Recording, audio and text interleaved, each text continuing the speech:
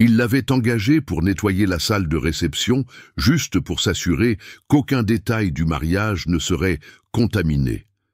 Mais quand elle a entendu la confession de la fiancée derrière la porte, la vérité a explosé en plein hôtel. C'était un samedi étouffant. À l'intérieur du domaine, tout sentait les fleurs fraîches et l'argent ancien, des tapis persans, des lustres de cristal loués, des agents de sécurité à l'entrée, un mariage digne des pages glacées d'un magazine. Hélène, dans son uniforme simple et le regard las, polissait les bancs avec un chiffon humide. Personne ne la remarquait, et ceux qui la voyaient détournaient le regard, comme si sa simple présence gâchait la beauté de l'événement. « Madame, passez ce chiffon correctement, il reste une trace, juste là. » Une des organisatrices pointait du doigt, sans même la regarder dans les yeux. Hélène n'a pas répondu. Elle a simplement repassé le chiffon, avec le même silence habituel. Au fond de la salle, la loge privée de la mariée était fermée, mais les murs n'étaient pas aussi épais qu'on le pensait. « Tu es vraiment sûr de toi ?» La voix était étouffée. C'était Marine. « Bien sûr que je le suis, Marine. Arthur est riche, stable et complètement amoureux. C'est ce dont j'ai besoin maintenant. » Chloé parlait bas, mais avec une fermeté glaciale. Il y avait une pointe de rire dans sa voix. « Julien comprendra. Une fois que tout sera sécurisé, je retournerai vers lui. » Hélène cessa de nettoyer. Le chiffon lui glissa de la main. Elle resta figée, comme si le temps s'était suspendu avec elle. « Mais... et si quelqu'un découvre ?» Marine semblait nerveuse. « Qui ? La femme de ménage ? À cette heure, elle doit être en train de récurer les toilettes du fond. » Des rires étouffés, deux, longs, insouciants. Hélène fit un pas en arrière. Elle regarda autour d'elle. Personne. Elle remit le chiffon dans le seau. Mais ses yeux n'étaient déjà plus les mêmes. La salle se remplissait. Des gens élégants arrivaient. Des flashs, des étreintes fausses, des promesses d'éternité. Elle se dirigea vers l'autel avec un vase de fleurs, comme si de rien n'était. Le poids du secret semblait s'alourdir à chaque pas. En se retournant pour partir, elle croisa Arthur. Nerveux, il ajustait sa veste. Leurs regards se sont croisés une demi-seconde. Elle a hésité, mais n'a rien dit. Pas encore. Dans un coin de la salle, Jean, le chef cuisinier, essuyait un plat. Il regarda Hélène. Il fronça les sourcils. Quelque chose sur son visage avait changé. Elle s'est approchée, sans un mot. Juste un regard intense. Jean a compris. « Qu'est-ce qu'il y a ?» Elle prit une profonde inspiration, baissa les yeux. « Elle ne l'aime pas, Jean. »« Quoi ?» J'ai tout entendu, absolument tout. La cérémonie était sur le point de commencer. La marche nuptiale résonnait déjà au loin, et Hélène n'était plus seulement la femme de ménage. Elle était le témoin. Elle était la menace. Et elle était dans la salle, prête à agir. La musique emplissait l'air d'une grandeur vide. Ces notes coûteuses, jouées en direct par un quatuor à cordes près de l'autel, ne disaient rien que Hélène ne sache déjà. Dehors, les invités arrivaient comme sur un podium de défilé. À l'intérieur, elle marchait en silence, esquivant les arrangements floraux comme s'ils étaient des mines sur un terrain piégé. Pendant que tous se souciaient de leurs selfies, de leurs angles et de leurs apparences, Hélène se souvenait de sa fille, Camille. Elle aussi avait cru à un mariage parfait. Ça a duré 1 an. Ça s'est terminé par du silence, de la solitude et un berceau vide. Hélène avait appris là que parfois un autel ne consacre pas l'amour. Il consacre des mensonges. Elle arpentait les couloirs avec un balai dans une main et le cœur battant à tout rompre. La confession de la mariée tournait dans sa tête comme un disque rayé. Julien comprendra, Julien comprendra. Comment pouvait-on sourire après avoir dit ça? À la porte de la cuisine, Jean s'essuyait les mains. La chaleur y était suffocante. Il la vit s'approcher d'un pas trop assuré pour une femme qui, une demi-heure plus tôt, marchait les épaules voûtées. « Hélène, tu me fais peur, là !» Elle s'arrêta devant lui. « Il y a quelque chose qui ne va pas dans ce mariage, Jean, et je ne serai pas complice. » Jean déglutit. L'odeur du pain chaud se mêlait à une odeur de vérité dans l'air. « Fais attention à ce que tu dis. Ces gens riches n'hésitent pas une seconde à nous écraser. » Et c'est pour ça qu'il continue de tromper tout le monde, parce qu'on baisse la tête. Elle laissa tomber le balai contre le mur. Pas cette fois. Jean tenta encore de la raisonner, mais elle lui avait déjà tourné le dos. Dans la salle des fleurs, Lucie, la fleuriste, arrangeait le dernier bouquet. Elle n'était pas vraiment amie avec Hélène, mais elles échangeaient des regards complices chaque fois que le traitement des patrons dépassait les bornes. Hélène s'approcha, ajusta un ruban sur un arrangement. « Joli ce lys !» Lucie la regarda, surprise. Hélène n'engageait presque jamais la conversation. C'est la mariée qui l'a choisi. Elle a dit que les lys représentent la pureté. Hélène rit. Un rire court, amer. « Oui, c'est logique. » Lucie fronça les sourcils. « Il s'est passé quelque chose. » Hélène ne répondit pas. Elle désigna simplement l'autel. « Ce sera une belle cérémonie, mais fausse, comme les lys d'aujourd'hui. » Lucie garda le silence. Elle en avait compris assez. Pendant ce temps, dans la loge, Chloé terminait son maquillage. Marine, à côté, regardait son téléphone avec des doigts tremblants. « Tu es beaucoup trop calme, Chloé. Et si quelqu'un a entendu, détends-toi. » On était seuls. Et cette vieille bonne femme doit être en train de frotter le sol d'une cuisine à l'heure qu'il est. Même si elle a entendu, personne ne la croira. Marine hésita. « Et Arthur ? Arthur me remerciera dans quelques années. Il a plus besoin de moi qu'il ne l'imagine. » Elle se leva, se regarda dans le miroir, magnifique, intouchable, une imposture enveloppée de soie blanche. Dans le hall, Monsieur de Valois, le père du marié, donnait des instructions aux agents de sécurité. De pas de personnes étrangères qui circulent. Je ne veux aucune erreur. Ce mariage est stratégique pour notre image. Il aperçut Hélène qui passait avec un seau. « Et vous là, finissez vite et dégagez. Il y a déjà plein de monde qui regarde. » Hélène ne répondit pas. Elle a juste regardé. Mais cette fois, ce n'était pas le regard soumis habituel. C'était direct, ferme, comme pour dire « Vous vous souviendrez de moi ». De Valois fut mal à l'aise, mais il tourna les talons. Il n'avait pas l'habitude d'être regardé ainsi par quelqu'un du nettoyage. Quelques minutes plus tard, Hélène était dans les coulisses de la sacristie. Il y avait une petite armoire où les microphones étaient rangés. Et un détail que peu de gens connaissaient, Jean, le chef, avait accès à tout pour les dîners privés. Elle l'appela. « Jean, trouve-moi un micro. »« Tu es folle? Tu veux te faire arrêter? » »« Je veux que la vérité soit entendue. C'est tout. » Silence à l'autre bout du fil. « Retrouve-moi derrière la cuisine. Dans 5 minutes. » Pendant ce temps, le marié attendait dans une petite salle à côté de l'autel.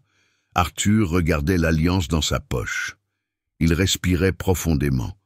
Son téléphone vibrait. Notification de la famille, des amis, des assistants. Mais rien de Chloé. Il regarda par la petite fenêtre de la porte et vit passer Hélène. Elle hésita de nouveau. Leurs regards se croisèrent. Arthur la reconnut.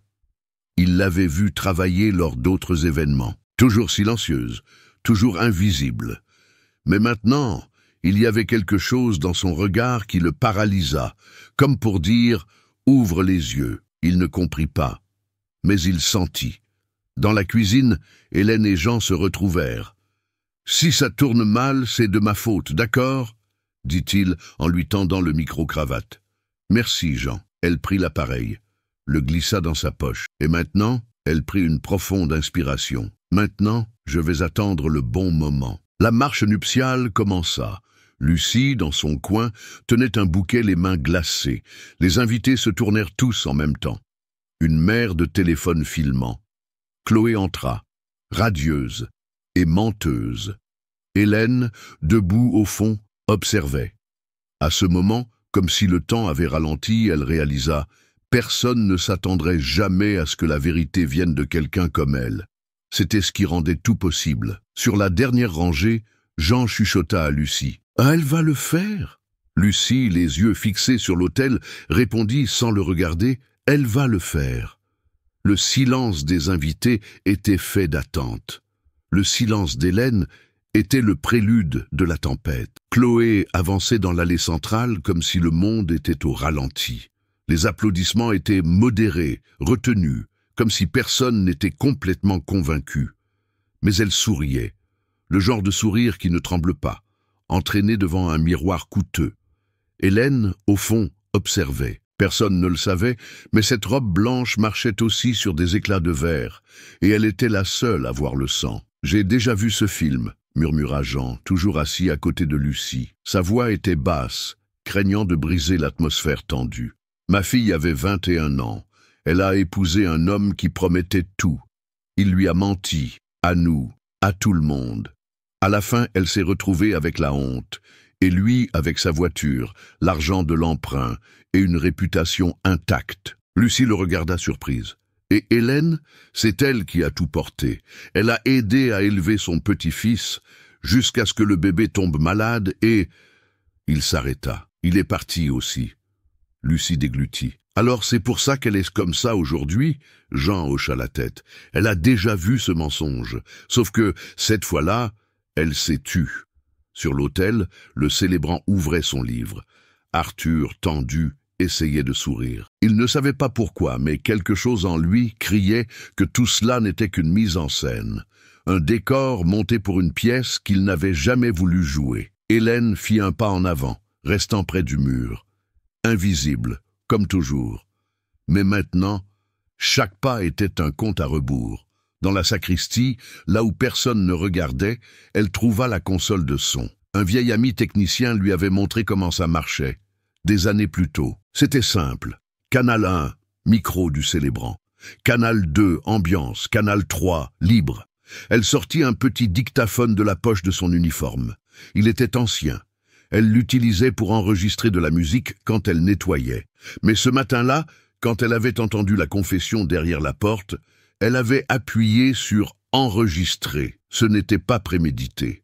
C'était l'instinct. Maintenant, avec le micro caché dans sa poche et l'enregistreur en main, elle n'avait besoin que d'un instant de silence.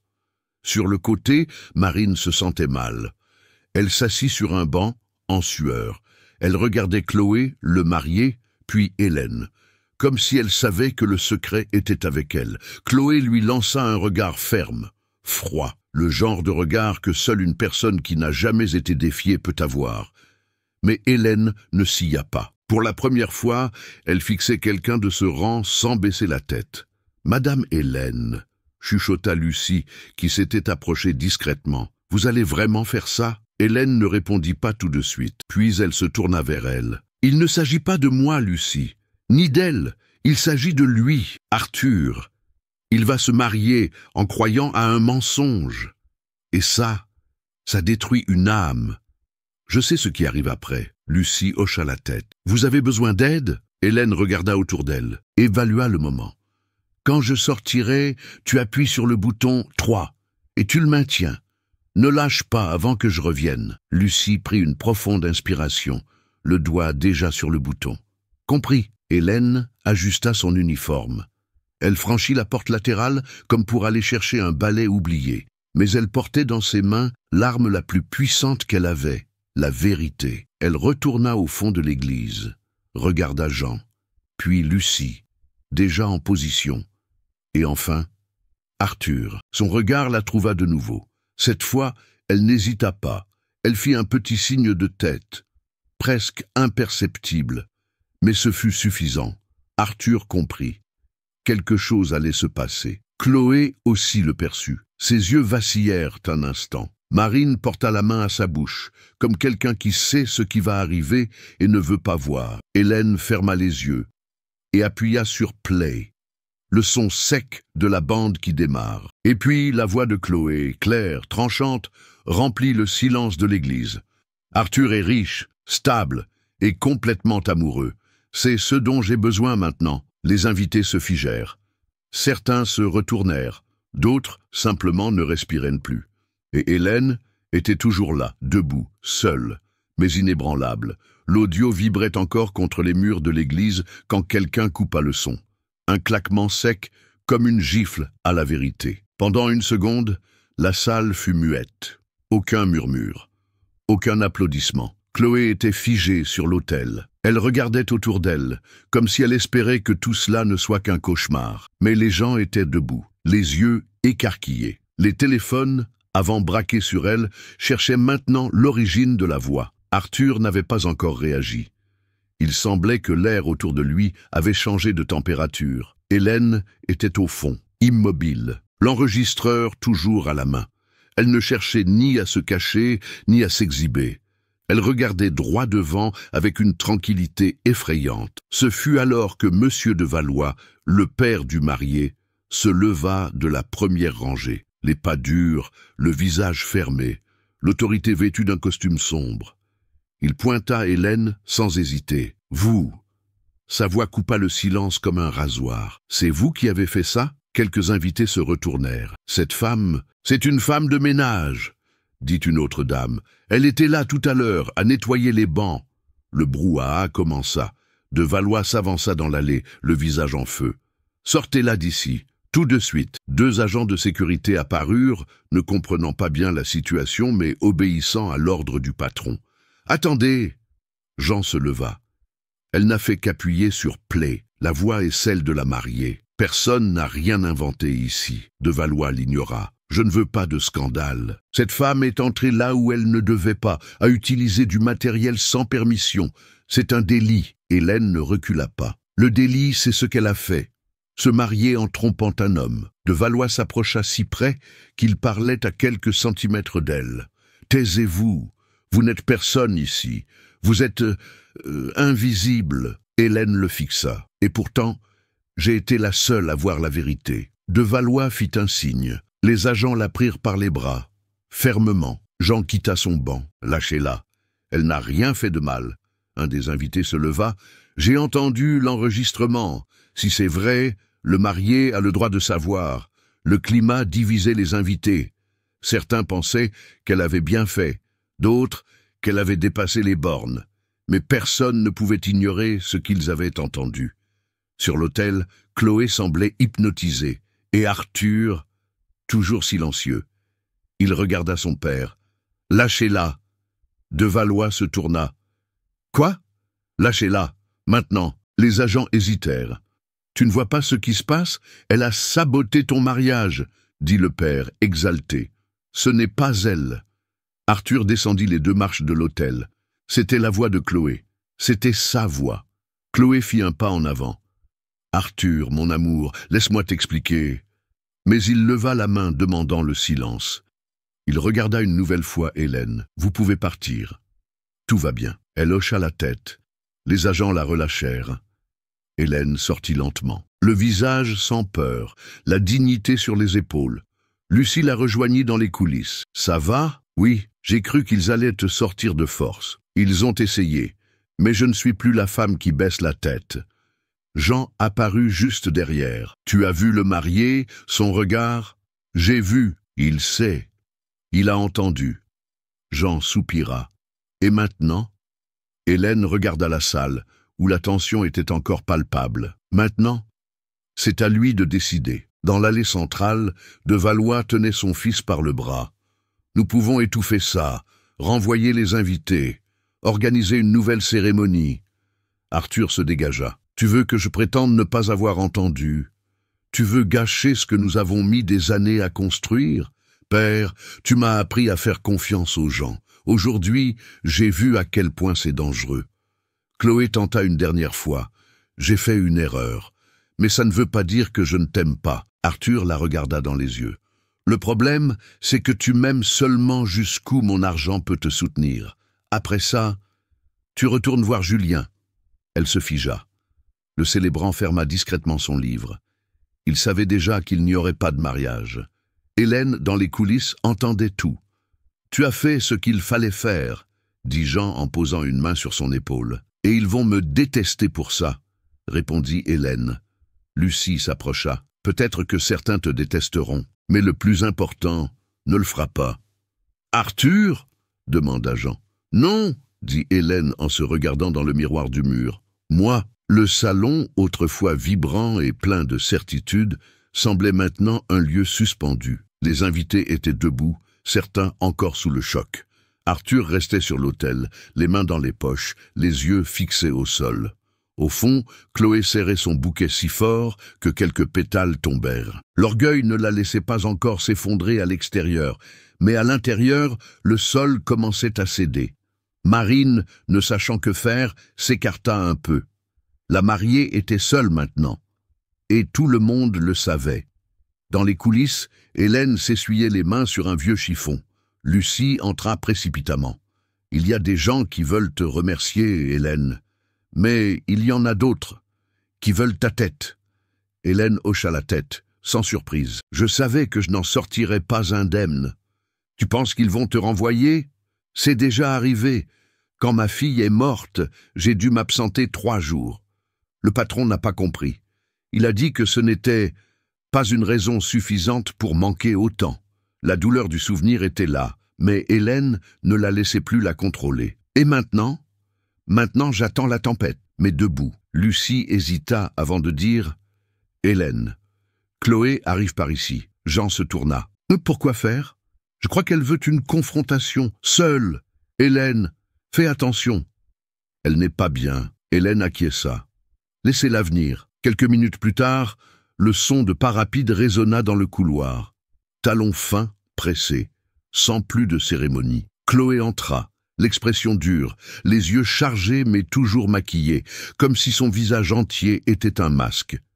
Elle claqua la porte derrière elle. « Vous vous croyez très courageuse, n'est-ce pas?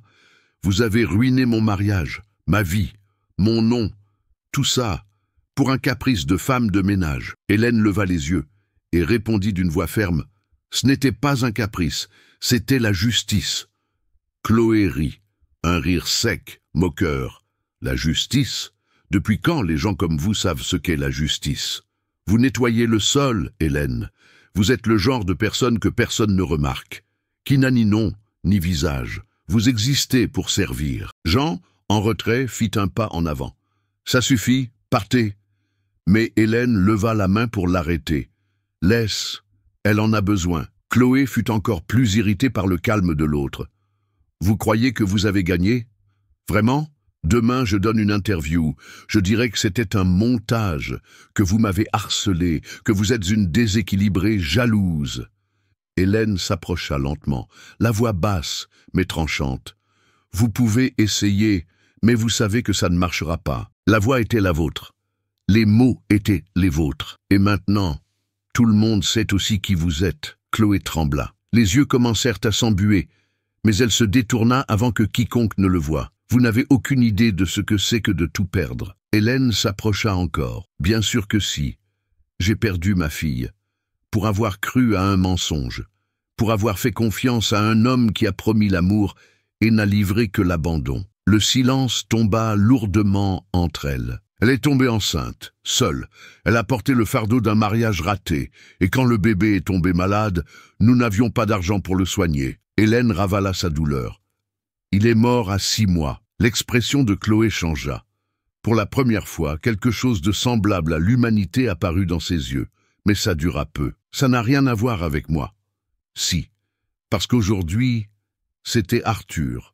Demain, ça en aurait été un autre. Et chaque fois qu'une femme trompe un homme pour le confort, elle détruit l'espoir de quelqu'un qui croit en l'amour. Et vous en avez ri. Chloé se retourna. Vous pouvez célébrer, Hélène. Vous avez gagné, mais ne croyez pas que vous sortirez en héroïne.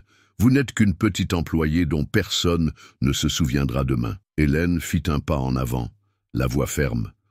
Peut-être, mais ce soir, vous dormirez en sachant qu'une petite employée a empêché votre arnaque. Chloé s'arrêta à la porte, voulut dire quelque chose, mais rien ne sortit. Elle disparut dans le couloir sans un regard en arrière. Jean laissa échapper un soupir. Ça lui a fait mal. Peu importe, dit Hélène, sans arrogance. Ce n'était pas pour faire mal, c'était pour la réveiller. Lucie revint. La direction vous cherche. Jean la regarda. Tu vas y faire face? Elle prit une profonde inspiration. J'ai toujours fait face, sauf que maintenant, ils vont me voir. Hélène montait lentement l'escalier latéral. Ce n'était pas de la fatigue, c'était le poids du regard de tous. La directrice du service traiteur, une femme au blazer sombre, l'attendait en haut. « Hélène, suivez-moi au bureau administratif. » Elles entrèrent dans une petite pièce étouffante. La directrice s'assit. « Vous savez que vous avez enfreint des protocoles graves aujourd'hui. Je sais. Vous avez utilisé du matériel sans autorisation. Vous avez diffusé un contenu personnel sur le système de sonorisation. C'est un motif de licenciement immédiat. » Hélène maintint son regard. Si vous voulez que je signe quelque chose, je peux le faire, mais je ne retire rien de ce que j'ai fait, ni la raison. La directrice soupira. Vous êtes suspendu pour le reste de l'événement. Vous pouvez rentrer chez vous. On vous contactera la semaine prochaine. Hélène sortit de la pièce en silence. Dans l'escalier, Jean attendait. Alors, suspendu. Je suis surpris qu'ils ne t'aient pas viré sur le champ. Peut-être qu'ils ont peur de ce que je pourrais dire si on me traite comme une ordure, dit-elle avec un demi-sourire. Lucie apparut, essoufflée. Hélène. Arthur veut te parler. Avec moi? Il est dans le jardin du fond. Il a envoyé un de ses cousins te chercher. Jean regarda Hélène. Tu y vas? Elle prit une profonde inspiration. J'y vais. Le jardin était vide. Les petites lumières éclairaient des arbres taillés.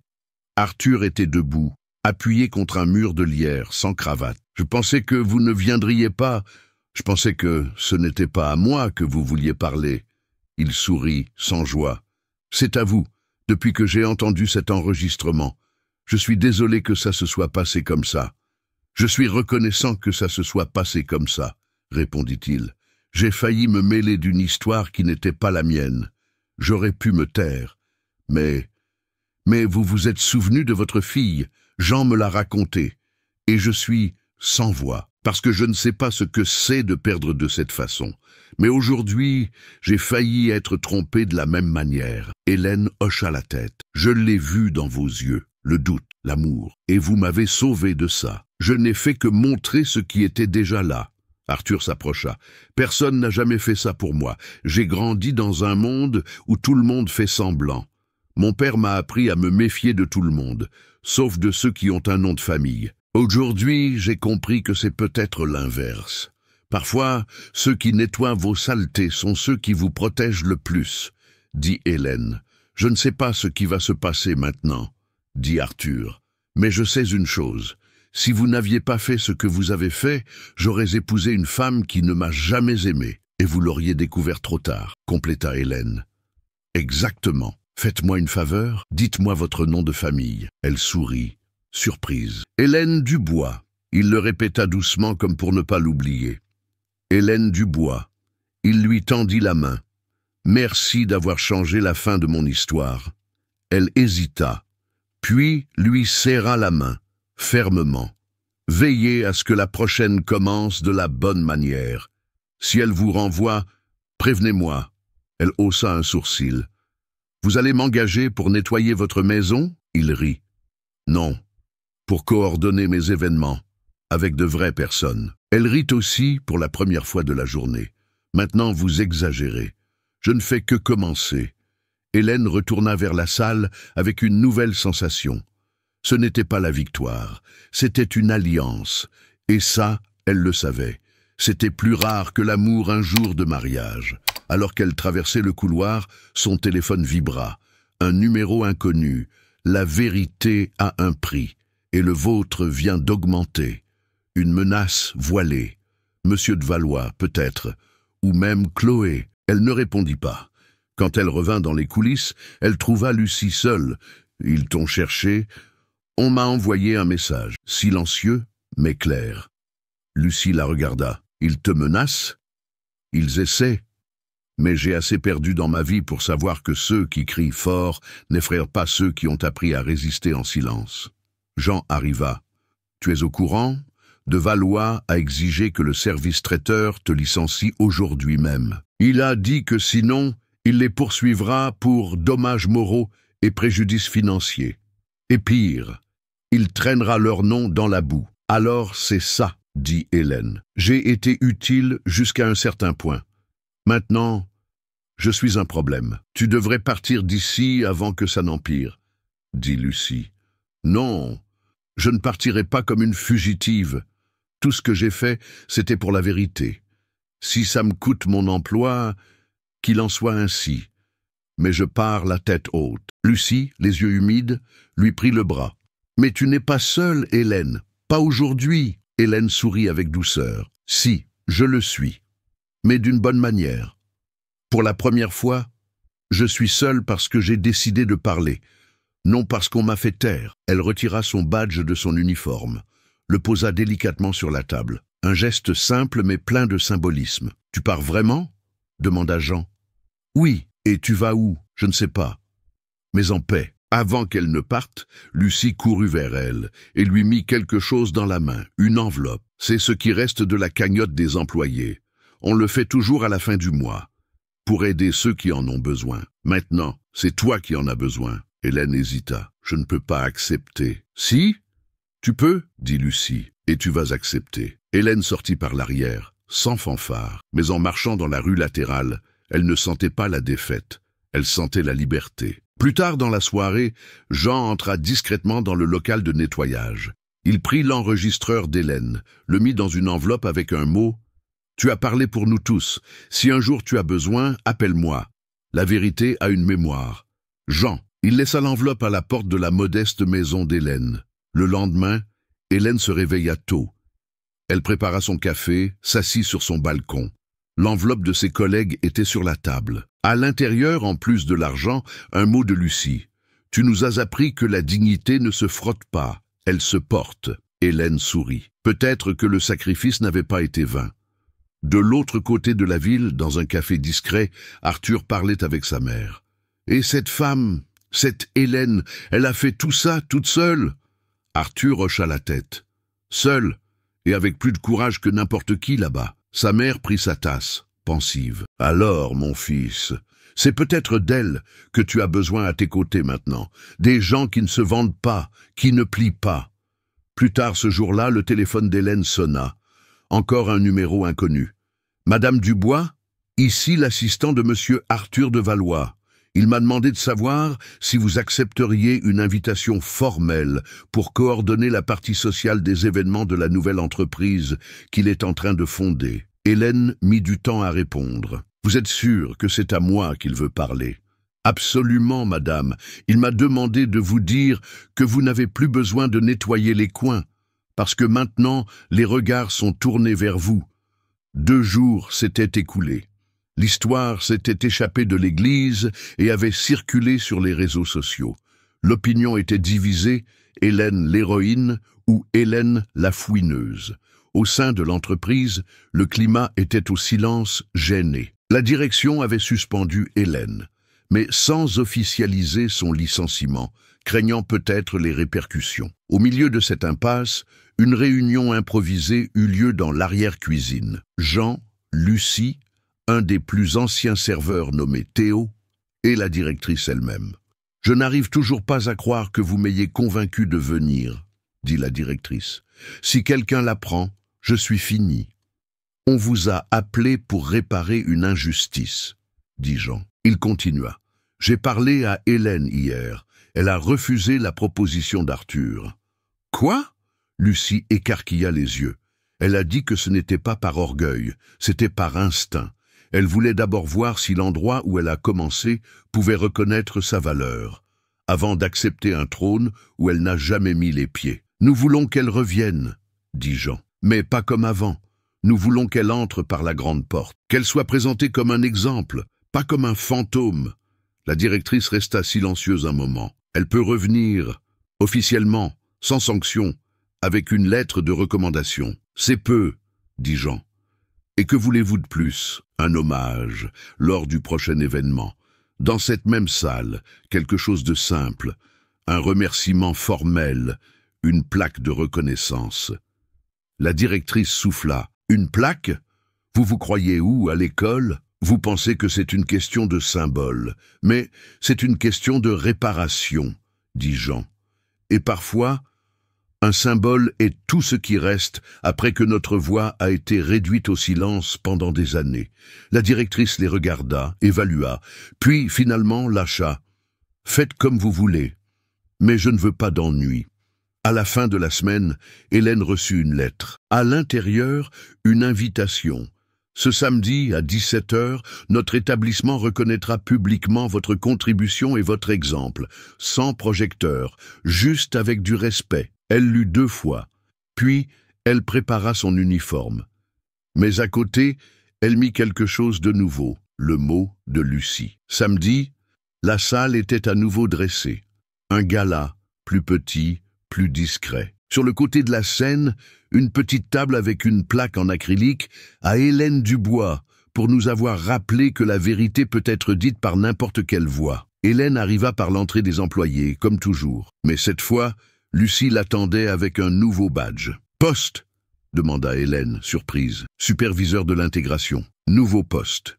Tu es la première. Ça va donner l'impression que je profite de la situation. »« Non, » dit Lucie. « Ça va donner l'impression que quelqu'un est enfin reconnu pour autre chose que son silence. » À la fin de la soirée, la directrice monta au micro, la voix toujours formelle, mais légèrement tremblante. Et pour finir, nous aimerions remercier l'employé qui, cette semaine, nous a appris que l'intégrité ne dépend ni de l'uniforme ni du poste, seulement du caractère. Tous les regards se tournèrent vers Hélène. La directrice lui tendit la main. « Hélène, s'il vous plaît. » Elle s'avança lentement vers la scène. Les applaudissements éclatèrent, sincères. L'équipe unie applaudissait avec force. Hélène reçut la plaque. Ne pleura pas. Ne sourit pas à l'excès. Elle dit simplement « Je n'ai pas demandé ce moment, mais je vous remercie, parce que je sais qu'il y a beaucoup de gens qui disent la vérité chaque jour et qui restent invisibles. » Silence. Puis, d'autres applaudissements. Cette fois, venant de tous. Elle descendit de la scène, retourna au travail. Mais elle n'était plus la même, et tout le monde le savait. Avez-vous déjà été ignoré même en ayant fait ce qui était juste ? Avez-vous déjà dû ravaler votre fierté pour protéger quelqu'un, et à la fin, personne ne l'a vu? Si cette histoire vous a touché, commentez « oui » ci-dessous. Juste un « oui », pour que je sache que vous aussi, vous avez senti le poids d'être invisible, même en faisant ce qui était juste. La plaque en acrylique reposait sur la simple étagère du salon d'Hélène, entre un portrait de sa fille et une petite plante. L'hommage avait été silencieux, mais juste. Ça n'avait pas changé le monde, mais ça avait changé la façon dont elle se voyait dedans. Le lundi suivant, elle se leva tôt, non par obligation, mais par choix. Elle enfila son nouvel uniforme avec un badge différent, superviseur de l'intégration. Le titre semblait trop grand sur le papier, mais petit comparé à ce qu'elle avait vécu. Le salon était silencieux à son arrivée. L'énergie était différente. Ses collègues, qui la croisaient avant comme le vent, lui faisaient maintenant un signe de tête. « Alors, Madame Hélène, prête à commander tout le monde, plaisanta Jean. Prête à rappeler à tout le monde d'où nous venons, répondit-elle avec un demi-sourire. Lucie s'approcha. L'établissement reçoit un nouveau client aujourd'hui. Devine qui c'est? Ne me dis pas qu'Arthur, lui-même. Il vient présenter une proposition pour un nouveau projet d'événements sociaux. On dirait qu'il va lancer une fondation, quelque chose pour former des jeunes défavorisés au secteur de l'événementiel. Et il veut que tu participes à la réunion. C'était étrange, pas de la vanité, ni de la surprise. C'était une sorte de responsabilité qu'elle n'avait jamais imaginé porter. Plus tard, dans la salle de réunion, Hélène entra d'un pas ferme. Arthur l'accueillit avec un signe de tête respectueux. Il se leva, lui tira une chaise. « Asseyez-vous ici, Hélène. Votre point de vue est essentiel pour nous. » La proposition était claire.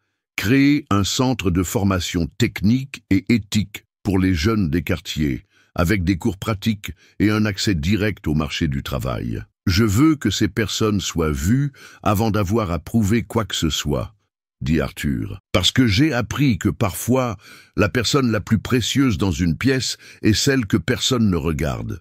C'est pourquoi je veux qu'Hélène coordonne l'équipe de mentorat, parce qu'elle sait ce que c'est d'être ignorée, et elle sait ce que c'est d'être la seule voix sincère dans un lieu rempli d'apparence. Hélène resta silencieuse quelques secondes, puis répondit calmement « J'accepte, mais à une condition. Que chaque personne qui entre dans ce projet ne soit pas seulement formée pour servir, mais pour diriger aussi, parce que nous avons déjà trop de gens qui apprennent à obéir.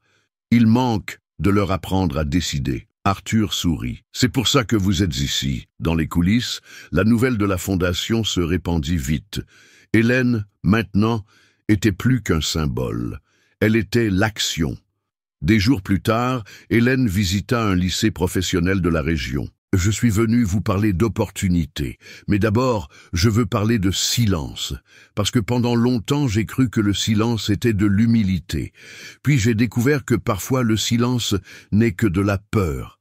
Et la peur, on ne la surmonte qu'en parlant, même avec la voix qui tremble. Au fond de la classe, un garçon leva la main. « C'est vous la femme qui a arrêté ce mariage à l'église, n'est-ce pas ? » « C'est moi. »« Et vous n'avez pas eu peur ?» Elle sourit. « Si, mais j'ai eu plus peur de me taire que de me salir. » Ce soir-là, assise sur son balcon, Hélène regarda la rue. La ville n'avait pas changé. Mais à l'intérieur, quelque chose en elle était différent. Pour la première fois depuis longtemps, elle ne sentait pas qu'elle attendait que la vie passe. Elle marchait avec elle, dans la bonne direction. La nuit tomba lourdement. Le salon, maintenant rebaptisé Espace du Bois, un nom choisi par Arthur en hommage à Hélène, se préparait pour le premier événement officiel du projet social. Une ambiance élégante, mais sincère. Hélène observait depuis un coin, par choix maintenant, non par peur. Elle portait une simple robe bleu marine. Son badge affichait son nouveau titre, coordinatrice générale de la formation éthique et opérationnelle. Jean passa avec un plateau et lui fit un clin d'œil. Lucie apparut juste après. « Et Arthur, il est déjà venu ? On dit qu'il est en retard, mais il a prévenu qu'il arriverait. » Hélène hocha la tête, mais quelque chose en elle était en alerte. Près de l'escalier, un groupe de jeunes de la première promotion répétait leur entrée. Hélène s'approcha.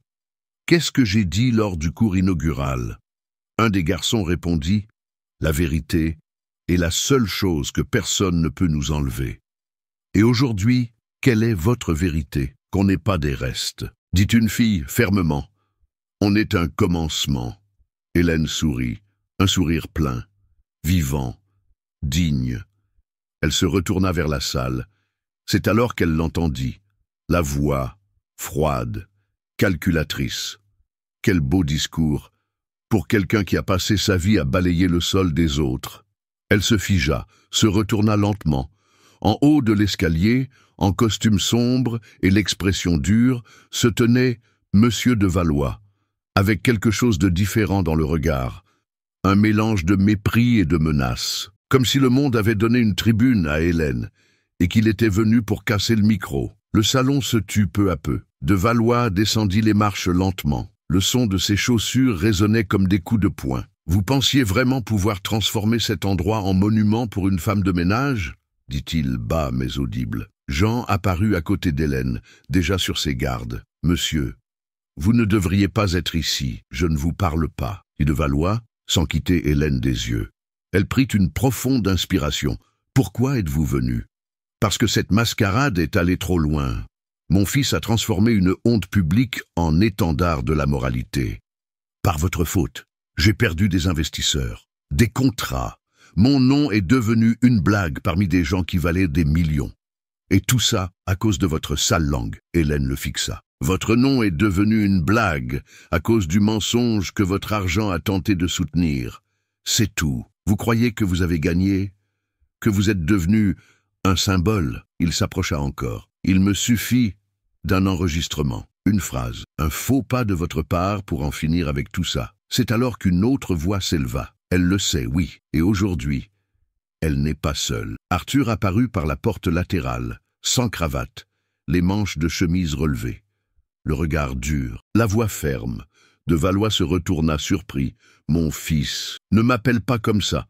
Pas après tout ça, pas ici. Je suis seulement venu protéger notre nom. » Non, vous êtes venu essayer d'éteindre une lumière que vous n'avez jamais supporté de voir allumée. Et le problème, c'est que maintenant, elle illumine trop de gens. De Valois rit, sarcastique. « Tu es de son côté ? Je suis du côté de la vérité. Et si elle vient d'Hélène, alors c'est avec elle que je marche. Si vous ne partez pas, je demanderai à la sécurité de vous escorter. » Leurs yeux s'affrontèrent comme des lames. Mais alors, une troisième force entra en jeu. Lucie prit le micro de la scène. « Bonsoir à tous. Désolé pour l'interruption, mais puisque Monsieur de Valois est apparu, J'aimerais lui rappeler que cet espace n'appartient plus à son arrogance. Il appartient à l'histoire de Madame Hélène et à l'avenir de tous les jeunes qui sont ici ce soir. Les applaudissements se répandirent, d'abord timides, puis forts. Les jeunes du projet commencèrent à applaudir aussi, pas de manière forcée, mais réelle, organique. De Valois regarda autour de lui. Il comprit qu'il n'avait plus le contrôle. Sans un mot de plus, il tourna le dos et partit. Arthur s'approcha d'Hélène. « Il ne reviendra plus. Il essaiera, dit-elle.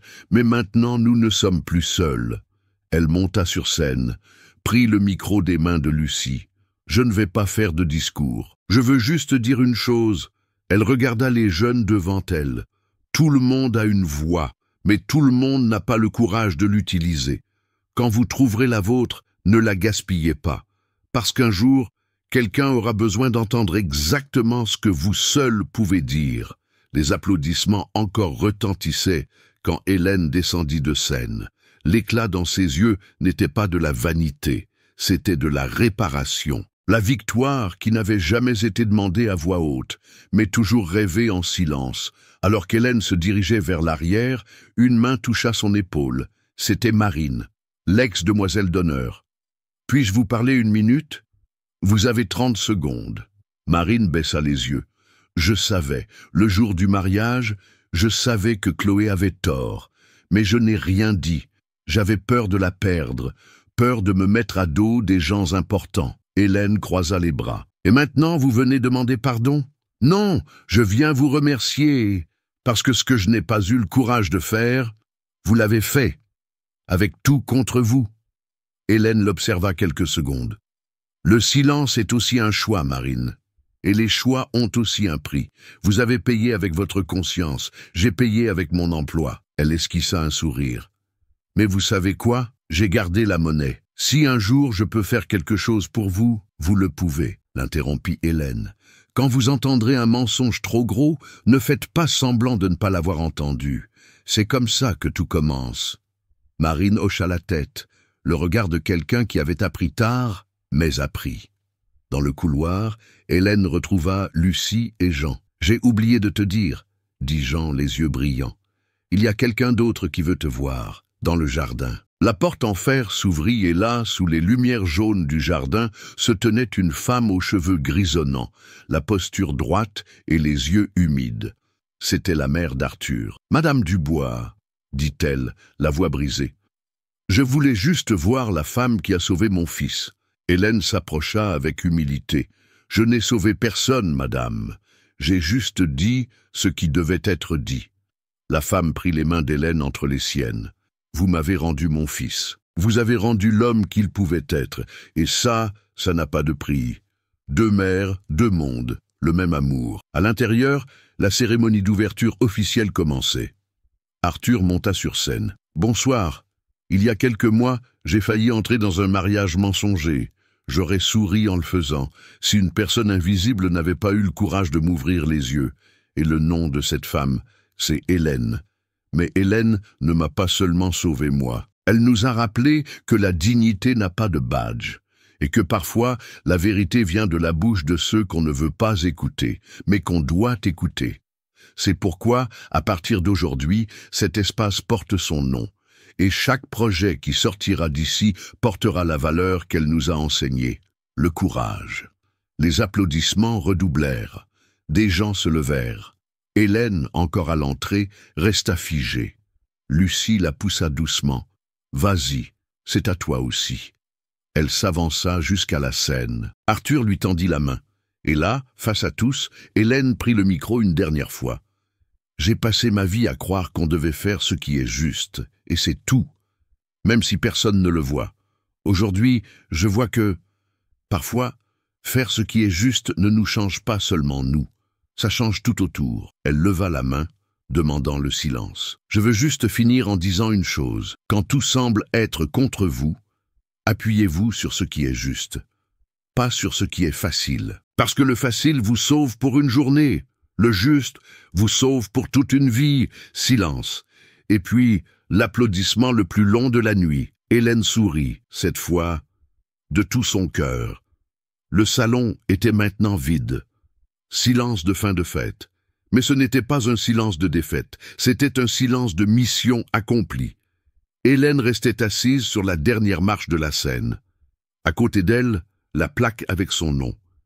Et en elle, une bonne fatigue. Jean s'approcha avec 2 tasses de café. « Aujourd'hui, c'était un plaisir de voir ça, » dit-il, « et dire que tu as failli ne pas revenir.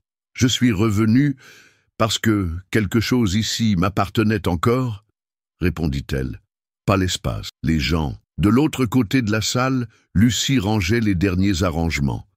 Elle fit un geste de la main à Hélène et un sourire complice. Une alliance qu'aucune intimidation ne pourrait briser. Le lendemain, Hélène arriva tôt. Pas d'événement, pas d'invité, mais il y avait du travail. Et elle voulait être là, non pas parce qu'elle le devait, mais parce qu'elle le choisissait maintenant. Dans le bureau administratif, elle organisait les dossiers d'inscription des nouveaux jeunes. On frappa à la porte. C'était la mère d'un des jeunes du programme. « C'est vous, Madame Hélène ?»« Juste Hélène. Je suis juste venu vous remercier. Mon fils. Il n'a jamais cru qu'il pourrait être plus qu'un vendeur. Maintenant, il parle de monter sa propre équipe événementielle. Et tout ça parce qu'il vous a entendu parler ce jour-là. Il a dit qu'il a enfin compris la valeur de sa propre voix. » Quand la femme partit, Hélène regarda par la fenêtre. Dehors, les jeunes nettoyaient, balayaient, montaient des structures. Il n'y avait pas de précipitation, mais il y avait un but, et ça faisait toute la différence. Plus tard, une surprise attendait Hélène sur le pas de sa porte. Une enveloppe. J'ai perdu le contrôle, mais pas la conscience. J'espère que vous savez qu'aujourd'hui, je comprends ce que vous avez fait. Même si je ne pourrai jamais pardonner l'impact que cela a eu sur ma vie, je reconnais que vous avez fait ce qui était juste. Chloé. Hélène lut la lettre calmement. Elle ne s'attendait pas au pardon, mais voir la reconnaissance venir de là où elle s'y attendait le moins était un rappel clair. Parfois, même le silence de l'autre est une forme de réponse. Le samedi suivant, un nouveau groupe de jeunes arrivait à l'espace du bois. Hélène était à la porte, avec son uniforme bleu et un sourire prêt. Au bout de la file, une fille au regard méfiant s'approcha. « C'est vous la propriétaire de l'endroit ?»« Moi ?» Hélène rit. « Je suis juste celle qui nettoie le désordre à la fin. » La fille hésita. « Mon père a dit que la place des pauvres n'est pas ici, mais j'ai voulu venir quand même. » Hélène se pencha un peu pour être à sa hauteur. « Alors écoute bien ce que je vais te dire. Pauvre est celui qui ment pour se sentir important. Toi, tu es riche, riche de courage. Et ça, personne ne te l'enlèvera. » La fille sourit et entra. Hélène observa jusqu'à ce que le dernier élève soit passé. Alors seulement, elle entra aussi. Maintenant, elle ne suivait plus personne. Elle ouvrait la voie. 6 mois plus tard, l'ancien salon de réception était devenu une référence en ville. Au fond du bureau, entre les dossiers, Hélène gardait une petite étagère avec 3 objets. La plaque de reconnaissance, son premier badge au nom effacé et l'enregistreur. Celui qu'elle avait utilisé un jour pour transformer le silence en voix. Elle arrivait toujours tôt, et elle insistait pour nettoyer son propre bureau, non par orgueil, mais par attachement à ses racines. Dehors, le jardin était plein. C'était le jour d'une nouvelle remise de diplôme. La promotion baptisée « Promotion Camille », en hommage à la fille d'Hélène. Jean, maintenant coordinateur de cuisine, ajustait les derniers détails. Lucie organisait les fleurs. Tout était simple, honnête, vrai. Arthur arrivait en dernier, comme d'habitude, mais toujours avec le même respect. Leur histoire était désormais une amitié née d'une vérité douloureuse. Au moment des discours, Hélène fut appelée sur scène. Elle regarda les jeunes. Puis, le ciel ouvert au-dessus du jardin. Ce qui commence invisible peut finir essentiel. C'est tout ce qu'elle dit. La phrase tomba comme une pierre dans un lac. Simple, directe, et avec des ondes qui continuèrent de se propager. Parce que la vérité, lorsqu'elle est dite au bon moment, n'a pas besoin d'être longue, elle a juste besoin d'être entendue. Certaines vérités ne semblent petites que jusqu'à ce qu'elles soient dites à voix haute. Si cette histoire a touché votre cœur, laissez un like maintenant en signe de reconnaissance. C'est votre manière silencieuse de dire « ça en valait la peine ». Et si vous aimez les histoires vraies, fortes, avec une justice à la fin, abonnez-vous à la chaîne. Ici, chaque histoire est faite pour vous émouvoir.